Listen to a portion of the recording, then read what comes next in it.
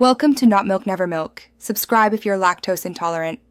You begin by locking in a confident K-pop pose that reads energy, weight on one leg and a 3/4 turn.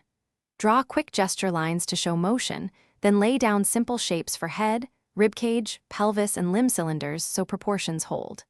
While you sketch, decide the demon hunter mood and 2 to 3 focal details like a glowing weapon or asymmetrical jacket.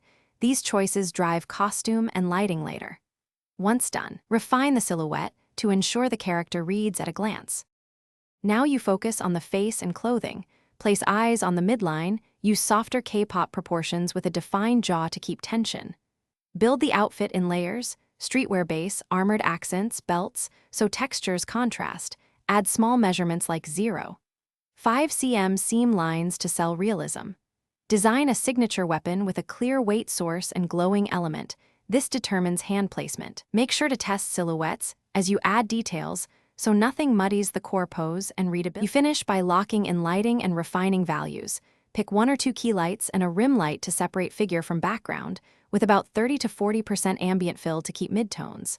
Paint textures like scuffs and fabric weave and add specular highlights on metal to emphasize form. Once complete, step back and check silhouette and gesture flow. If something reads wrong, tweak pose or contrast by 5 to 10%. Tip: if details disappear, simplify shapes before increasing contrast. Thanks for watching. If this was helpful, leave a like and consider subscribing. See you next time.